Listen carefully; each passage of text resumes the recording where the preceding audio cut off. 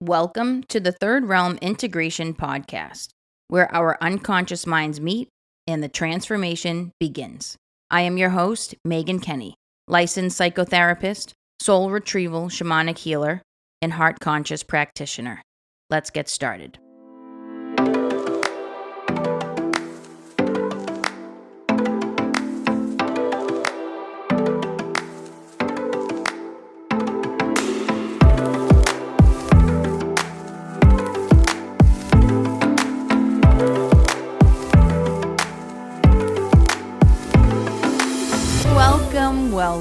Welcome, everybody.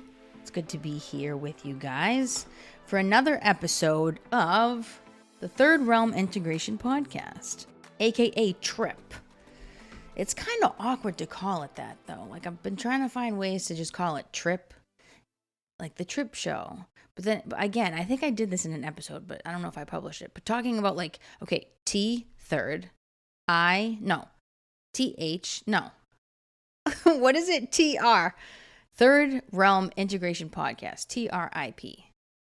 But it's Third Realm Integration Podcast with the P for the podcast. So then you can't, I put that in the name so that now you can't call it like, because basically you're calling it the Third Realm Integration Podcast Show.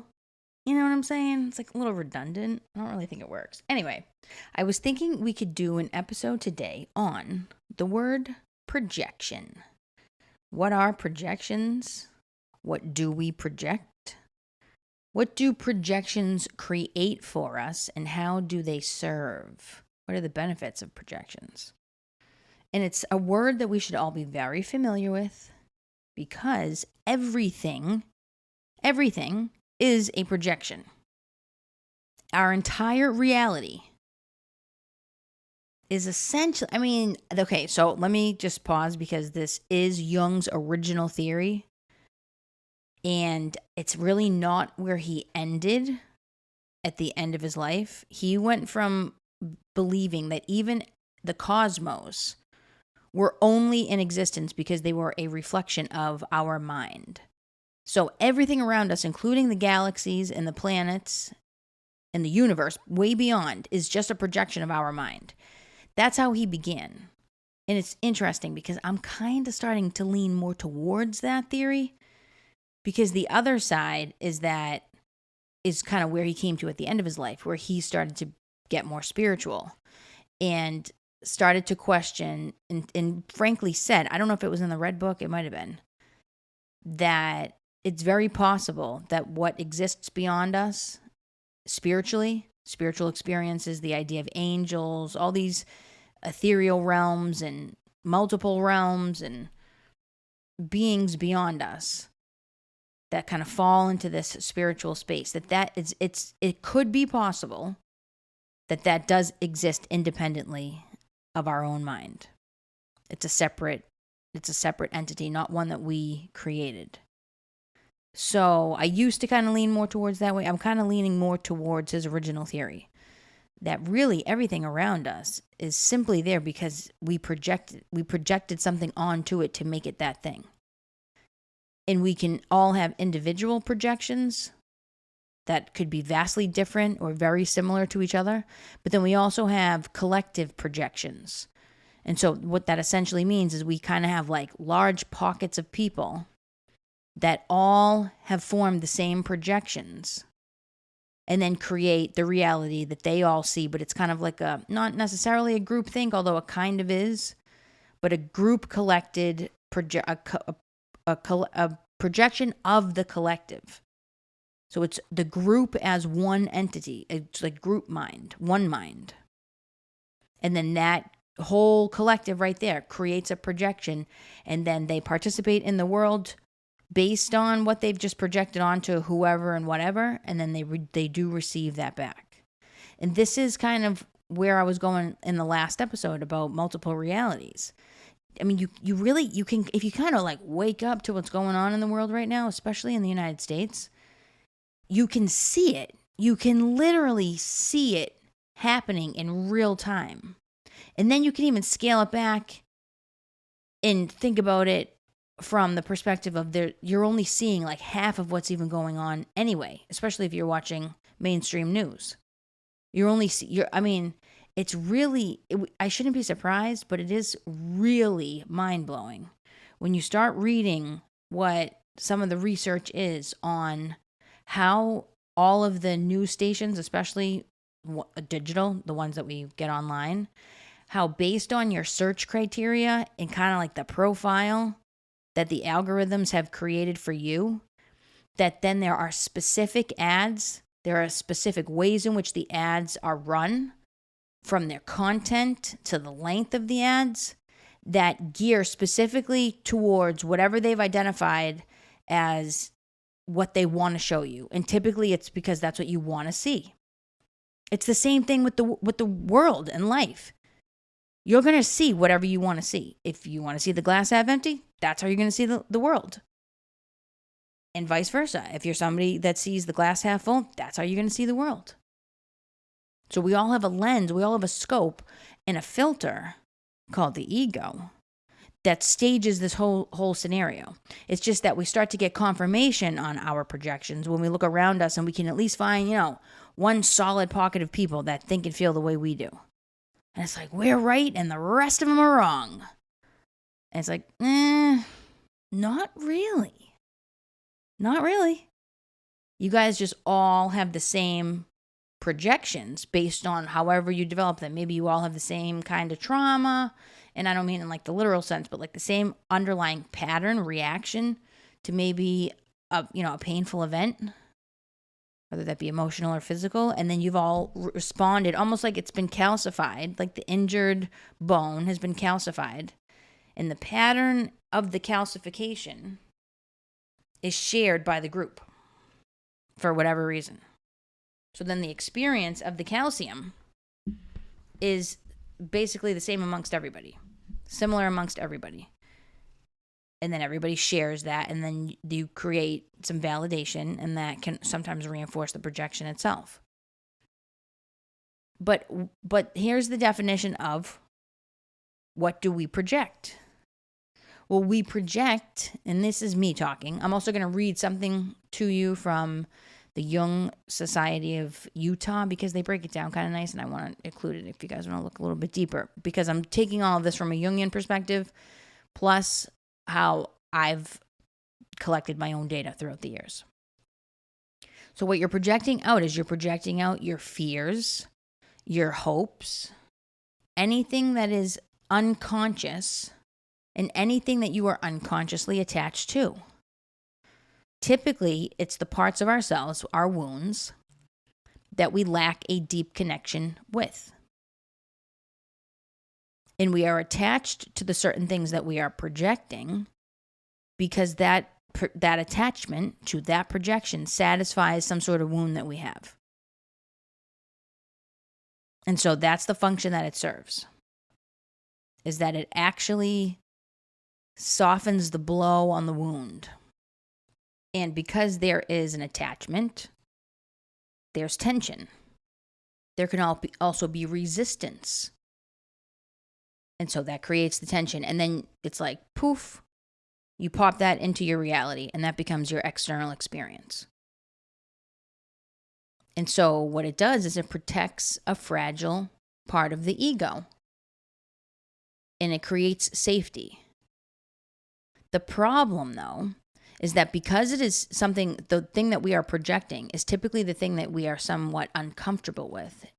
And it's not always just fears, by the way. We can have positive projections. I'll get into that also. We can project our hopes, our high expectations, maybe, our dreams. We can project those things out into our universe also. The problem is that it is stemming from a part of ourselves that we are uncomfortable with and that we frankly want protection from. But when we remain unconscious to the projection and we put it out into our universe, what's happening is then we then have a really painful life looking back at us. Because whatever we project out is what we create. If we're projecting out the painful part, we're going to experience a lot of pain. We're going to have a lot of painful experiences. That's what's going to get shown, not just shown back to us, but presented back to us and then drawn us in. We then are then drawn into it, our external environment, and then we participate with it. And so this is where we co-create our reality. We're not doing it consciously. But it does give us an opportunity. That's the other benefit of the projection. It actually gives you an opportunity to do what's called projection withdrawal and actually begin to heal on a deep level. So it's a mirror, and it presents an opportunity if you are willing to get vulnerable and surrender.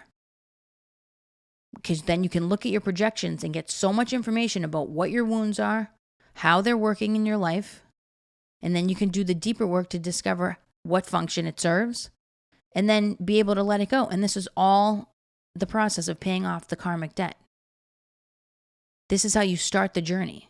This is how you then get to the capacity to forgive the people who have hurt you and forgive yourself for the way that you have abandoned yourself. That's all great to say, and that is the deepest part of the work that then opens up a completely new portal once you get through that part. But in order to get there, you have to start with exactly what I'm talking about.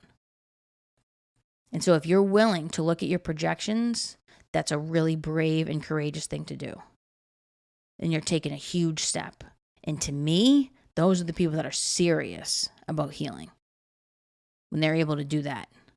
That also means you have to listen to the people that know how to spot the projections and then give you the feedback. It's just really hard when your ego is doing all the talking. It's of course going to get defensive along the way because this stuff it's tough to look at yourself.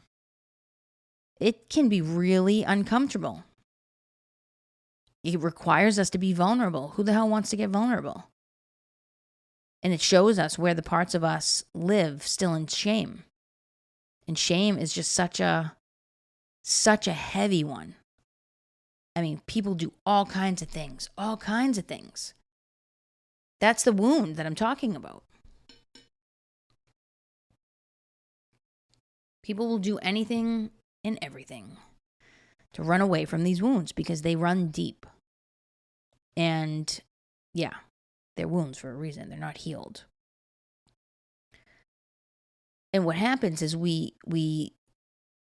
it's almost like this is kind of like where the energy and the vibration thing makes so much sense to me because I started with this understanding. And then it made so much sense when you think about it from a frequency physics perspective of frequency and vibration resonating on the same level. So what I put out, whatever vibe I'm putting out, that's the vibe I'm getting back because there's a connection. That's where we talk about manifesting. You get out what you put in. Right down to an energy level. And so a lot of times what we're doing is we're also creating a familiar world for ourselves. So when we project out, we don't see things for what they are. We see things for what we see them as. And then there's a whole other subject around objectivity and subjectivity, but this is kind of what I'm talking. This is kind of what I mean, and could kind of answer some questions around the difference between objectivity and subjectivity. But we put out the world that we intend to see, and then that's what we see back, and then we interact with the world as if that's what it is. And everyone's got different projections. So now you can kind of see where we're going when we say that multiple realities do exist. Because everybody has a different set of projections. Everyone's got a different group and collective of archetypes working at one time. And a lot of times we're projecting out what is already familiar to us, even if it's painful. Like, we'll project out all sorts of things relative to our trauma.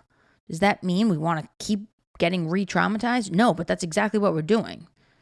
That's why it requires this deep work, and the real sustainable healing requires you to look at what's not working and really say, like, okay, obviously this isn't working. Whatever I'm doing is not working because it's still going on. So I'm either going to just stay where I'm at and just live life like this. Just tolerate, like, kind of like base level vibe, Or I'm really going to get desperate enough to do the deeper work. And so just even becoming aware and more conscious of the projection itself, you can begin the process. You're already raising the vibration right there. That's where you're bringing something from the unconscious into conscious awareness. So then you can look at it and examine it and do the work and integrate it into your mind, body, soul system.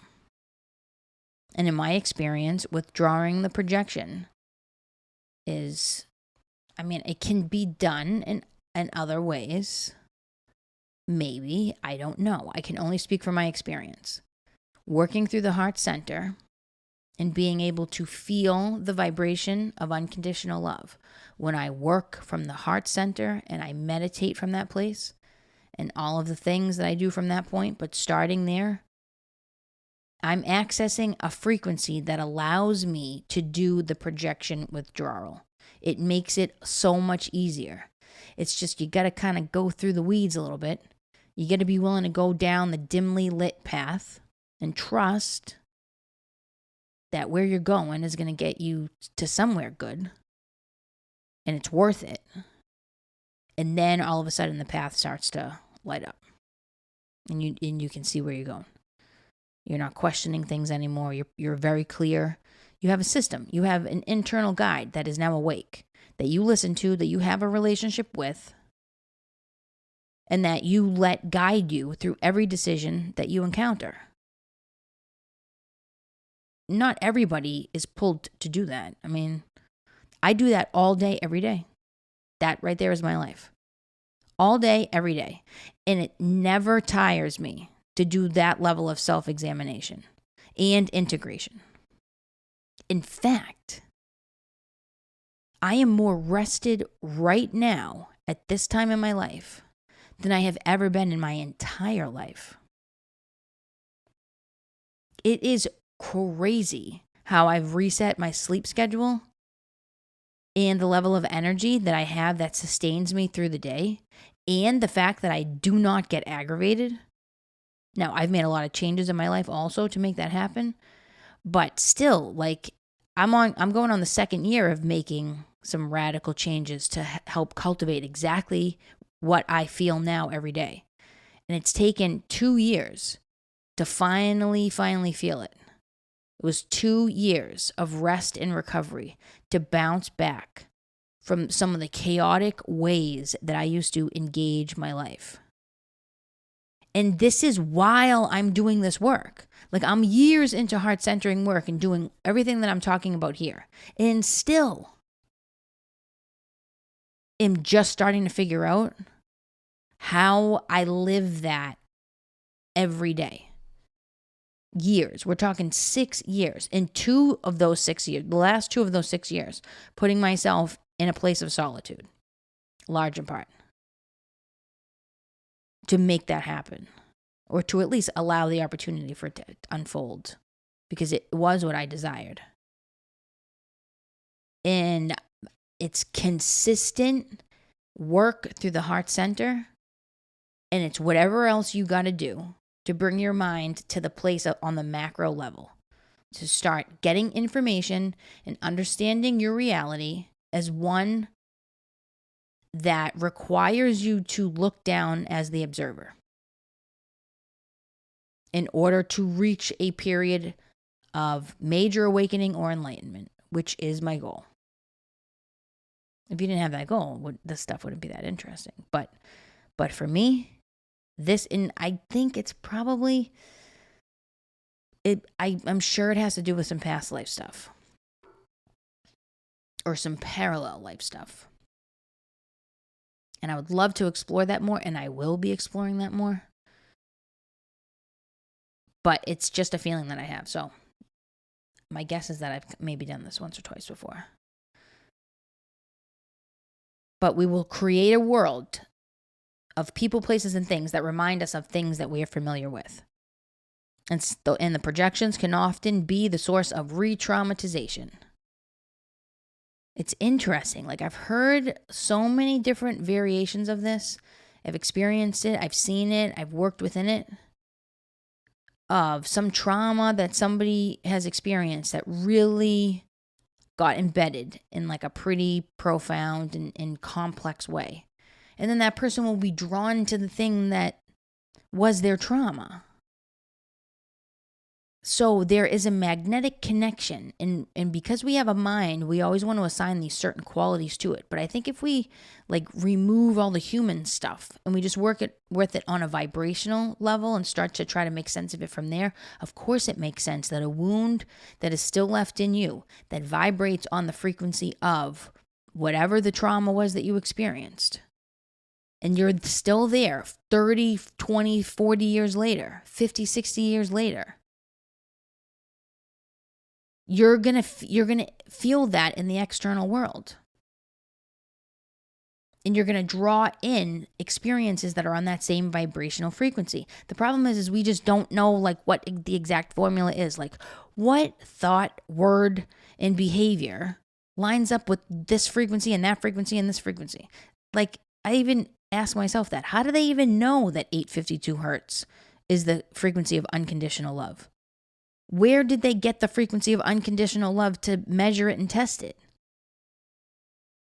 Like, is it because when people meditate and have the experience of feeling like they're in the place of unconditional love, they're measuring their alpha, gamma, beta waves? I mean, I gotta look into this shit. It's kind of crazy. But that's what's going on. And so a therapist, oh my God, a therapist is like the gatekeeper of the projections. I don't think that there's any, I'm trying to think if I've read anywhere that there's any other profession that okay, a mother and a father. Mother, actually, though. I think the only other archetype that gets projected out, well, how should I say this? The only other person in our lives that receives more projection than our therapist is our mother. That's the best way to say it. Therapists receive and take on the projections of the clients, and clients always project on the therapist. It's like kind of like what a therapist's main part of the job is to figure out how to manage what they know is the projection that the client is putting onto them. Kind of letting you peek behind the curtain a little bit here with this stuff. This is how good therapists do their work. And so a therapist that's really in tune with themselves and has their own practice to stay on that regularly is really good at spotting the projections, because they've also done the healing on their own wounds. So then they're not blinded by their projection back onto the client, and instead can see it for what it is. And then, we don't always respond in the best way possible, but that's why it's kind of trippy work, because you're practicing how to withdraw your own projections just by having the job of a therapist. And so we often will so typically, although I would love to see how people are talking about this kind of thing today, but typically female therapists, women therapists are going to receive the projection of the mother from the client. And then male therapists, they're going to receive the projection from the client of the father. And so if somebody's projecting mother onto me, it's because there's some part of me that's reminding them of their mother. So there's a million examples that I could give. But it's like for example, a lot of times when a therapist is late to a session or goes on vacation, clients will get triggered by that. And what happens is they'll project mother back on, and not just any mother, the perfect mother, onto the therapist. So if a therapist is like a couple minutes late for a session, and then the client says, I can't do this anymore, I have to quit therapy because you suck, like you're terrible. All because the therapist was just a few minutes late. They're projecting the perfect mother onto the therapist. They're expecting that therapist to be the mother, the perfect mother, the good mother that doesn't ever do anything wrong. And if she does, there's a rejection that happens because that's too threatening to have the mother who they're projecting onto to be the protector and the perfect one, because that is what they believe they need to be safe. And that isn't reinforced. Things can kind of shatter a little bit. The ego just took a huge punch to the gut. and it doesn't have strong abs. Like, that one hurt. You know what I mean? Like, that's what it is. And so life becomes really torturous. I mean, think about that. If somebody's just a few minutes late and then you have to just like throw it away, like that happens a lot. It's like, oh my God, where is she? I can't do this. And then they're all distracted. And then that's all they're thinking about. They become obsessive with it. I mean, I'm talking about like an extreme example, but it actually happens though. And so, for example, let me give you an example. One example that's in the Marie-Louise von Franz book called Projection Recollection. And it's all about how to withdraw the projection. There's an example in the book of a boy who was raised by a father who was a tyrant. And he grows up and he becomes an adult and he gets a job. And now he has a boss who is pretty authoritative. He will then project tyrant on, not all the time, but if it's a problem, what he'll do is he's going to project the memory of the tyrant from the father onto the authoritative boss because it's just close enough. Not the same thing, but it's enough. It's shared. It's like almost like a closer frequency. They're closer to each other than they are to something else. And so it's just close enough to remind the little boy who's now an adult, remind him of his father. And then he will react accordingly and then treat the boss as if the boss were a tyrant. When that's probably, maybe, sometimes it is maybe, but oftentimes not the case. And so when the mind does all this work to do all of this projecting, the reality becomes distorted. We've now lost the capacity for objectivity, if we even want to say that's a thing. But the neutrality. And so here's an example of where we dislocate the projection. As long as it can be good enough to hold the projection, then it will receive it. And think about how confusing all of this is. Like, the mind is the most confused entity, archetype, I've ever seen. And so what does it do? It projects out confusion because it is confused. Itself, the mind itself. Forget about all the parts of the mind that's doing all this. The mind, it's a big, humble, jumble mess. And so that's another trippy thing, is that the mind is going to project out whatever it is feeling. Okay? Now, relate that to the human experience. If you're ever sitting with somebody and you begin to feel not good enough, for example, or let's go with the other one that I always go with, powerless. If you're sitting with somebody and you start to feel powerless just based on the interaction that you're having with them, you're starting to feel not good enough based on the interaction.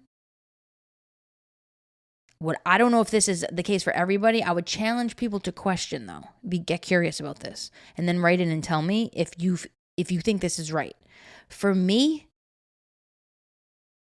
if I'm sitting with somebody and I don't feel good enough, I know that person does not feel good enough. I just got inoculated with their state of consciousness. It could be, I could go two ways with it. Receiving the transfer of that person's projection of not feeling good enough is now what made me feel not good enough. And the reason why that resonates is because there is some part of me, just like there is with all of us, but this one's bigger than maybe some people, that's going to get a different projection activated or wound. But that wound lives in me, even though I've healed it and I continue to heal it. It still carries a certain vibration, even at a low level.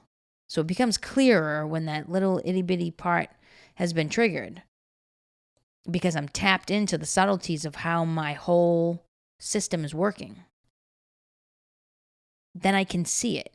But otherwise, if I still carried that wound of not being good enough in full gear, I wouldn't have the clarity to know that is not really mine that's surfacing.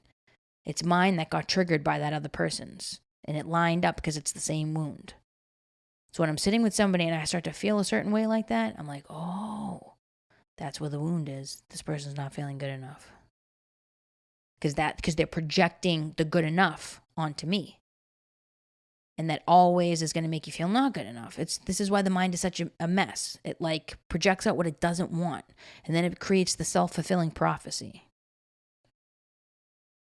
It's crazy. So I could say I was either infected by the other person's state of consciousness, and that's when it starts to create a disease where you're like, you've taken it on as your own and you can't manage it, whatever the wound is. Or shall I say, yours that resonated with that other person's got really, really, really big.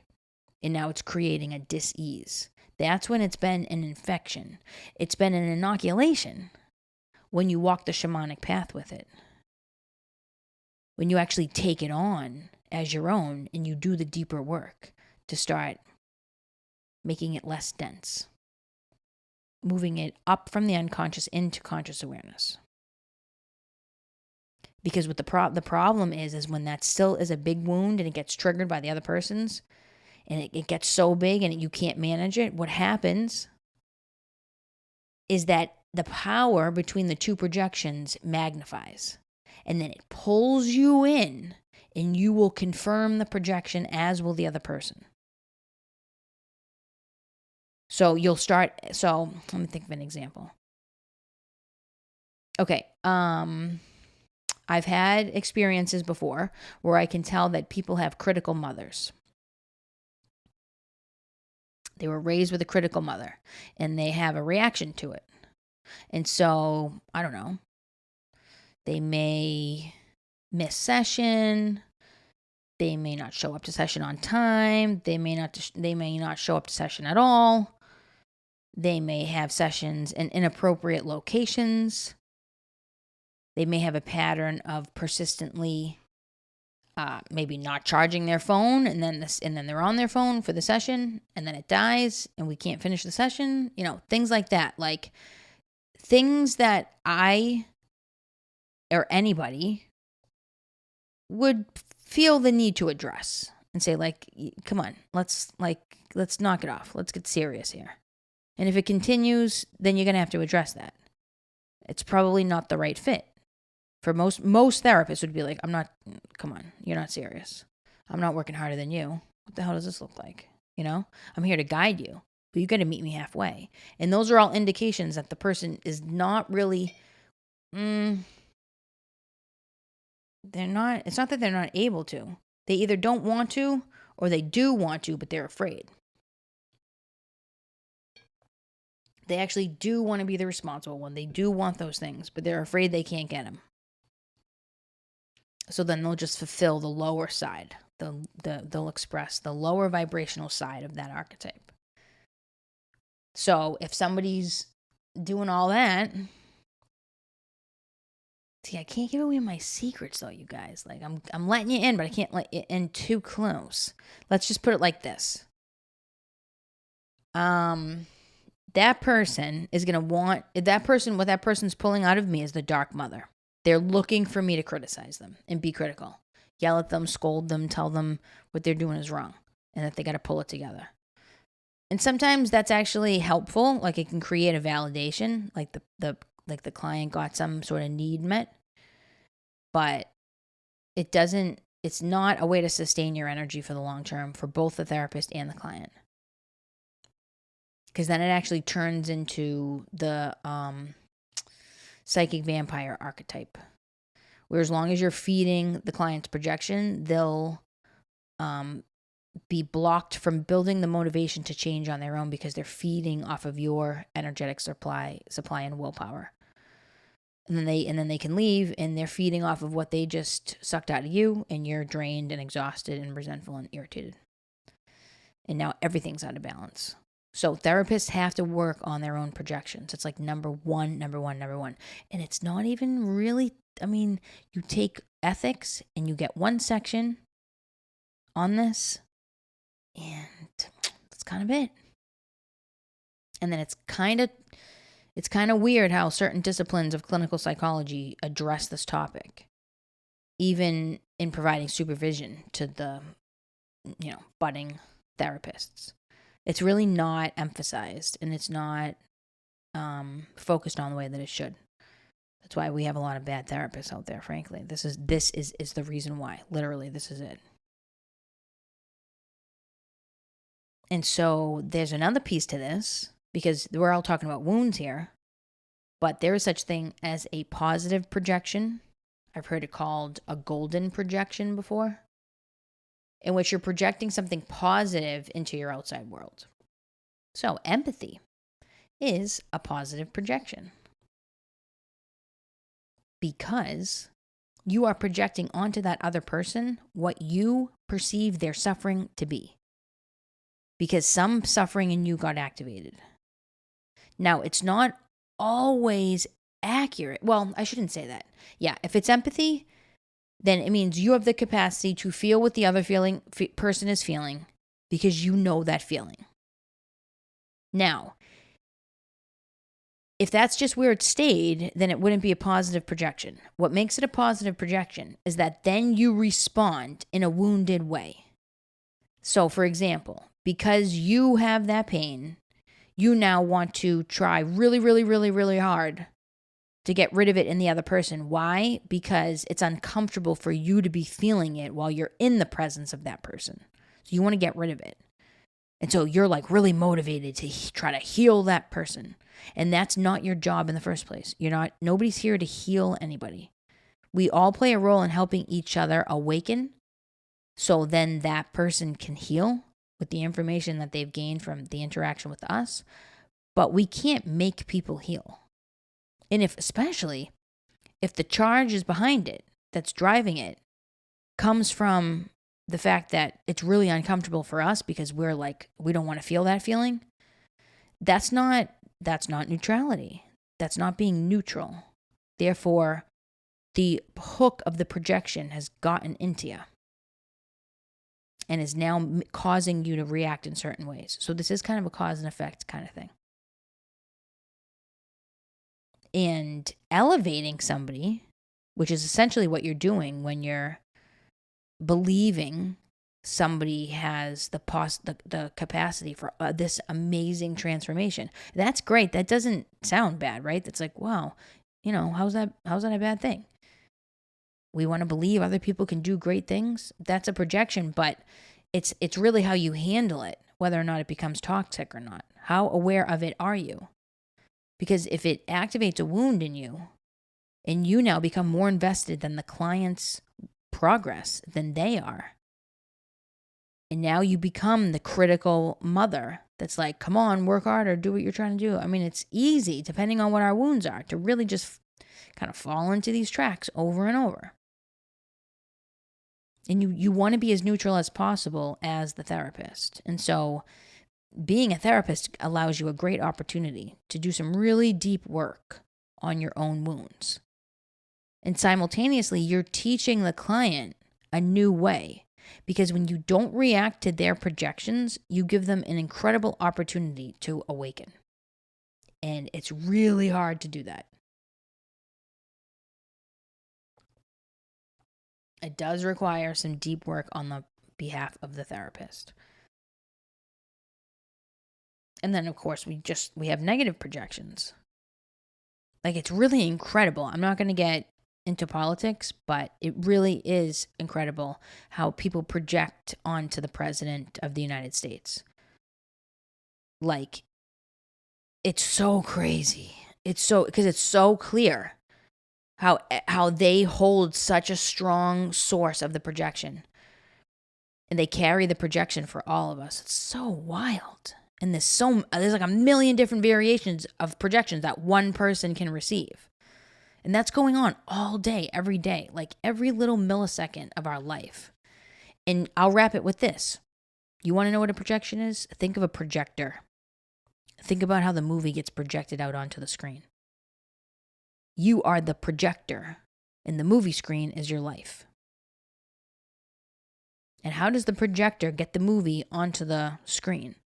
It has it inside of it. Okay? That's what I'm talking about here.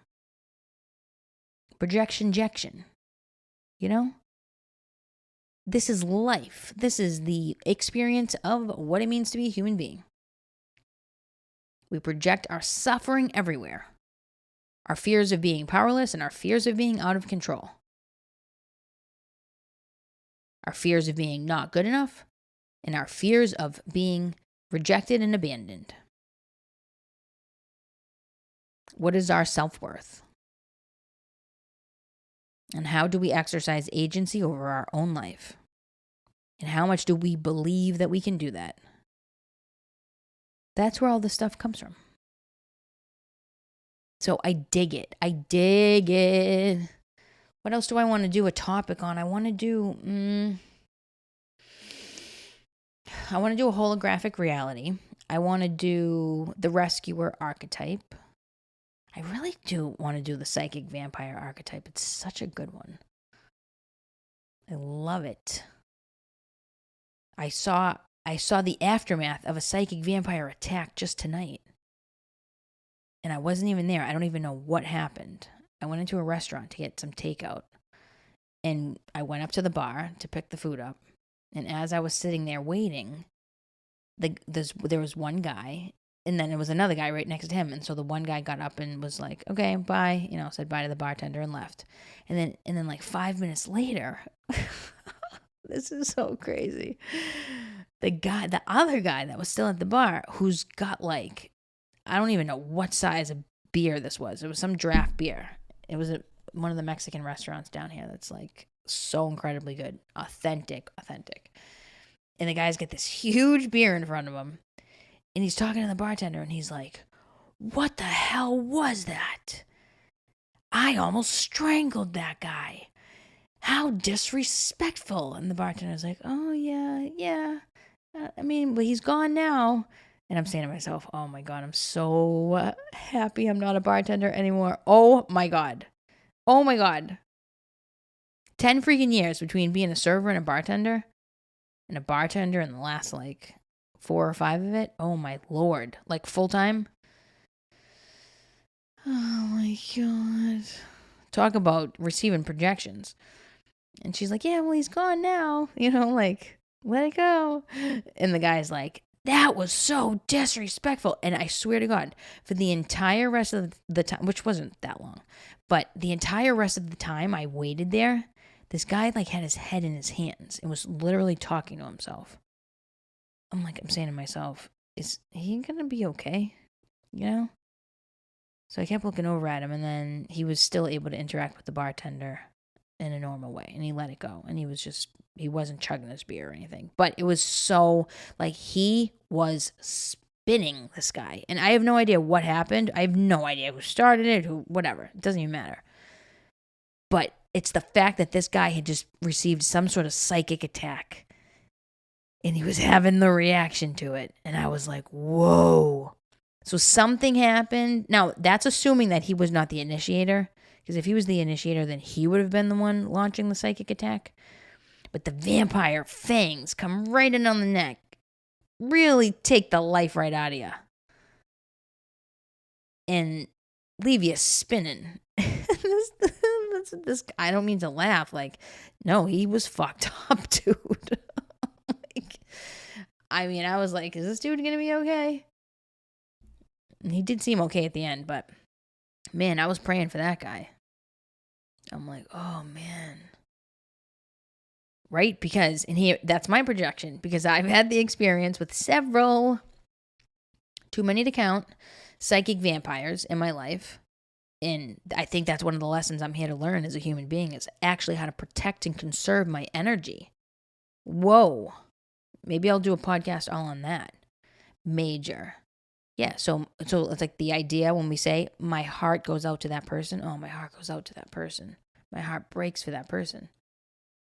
Yeah, because that feeling. You've had your heart broken over that thing, or your heart would be broken over that thing if it happened to you. And there's some part of you that has already felt that, maybe from a past life. And so we don't want empathy. We want compassion and unconditional love. That's where I say unconditional love is so valuable, because it allows you to withdraw the projection of the empathy. Withdraw the hook of the empathy.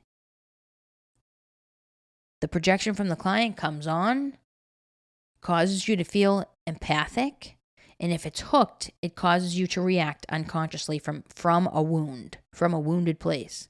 If you use unconditional love and you shift from feeling that client's pain to rather knowing the client's pain because you have felt it, but you're neutral with it, you're still with it, and you don't have a desire to run in and be the savior archetype, you don't have the desire to do that because you see a value in the approach that you're taking for the client. So you're able to unhook the hook and then be clear about everything that's going on and then really be of service to the client because now you're not playing into their projection. And it's interesting because if you think about how we construct our own life and we're the casting director, the producer, the director, and the main actor of the play of life that we've constructed before we jumped into this body, it's kind of interesting to think like, okay, so if I don't play into somebody's projection and serve the projection, is it possible that I am helping that person jump a quantum timeline?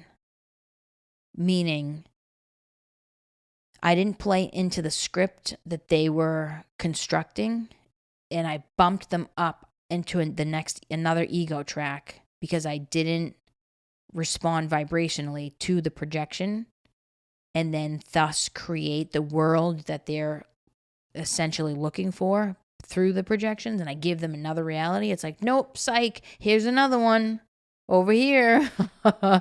Like, what does that do? It helps them do quantum leaping because they're leaping up into another ego track, another parallel reality, and they get to know another way. I mean, this stuff is like mind bending. Holy moly. Yeah, we're just going to leave it there because that's it. That's all she wrote. Mission accomplished. All right, everybody, don't forget, go to Instagram, go to YouTube, subscribe to the channel, add the notification bell, whatever. Make it so it dings. So you know when we have our episodes coming up. Be sure to visit the Etsy shop and check out the website, subscribe to the newsletter, and stay up to date. www.thirdrealmintegration.com. All right, you guys, it's been real. Until the next episode, may the light always lead your way. Be well, everybody.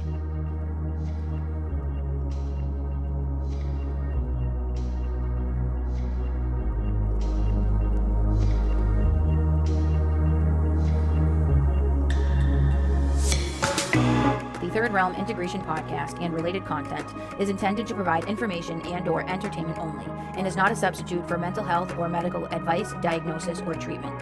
Do not delay mental health or medical consultation or substitute a mental health or medical professional's opinion because of what you heard on this show.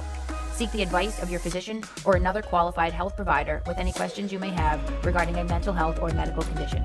The host of this podcast does not provide emergency support for mental health or medical issues. For questions or concerns, visit your local emergency room or contact your doctor.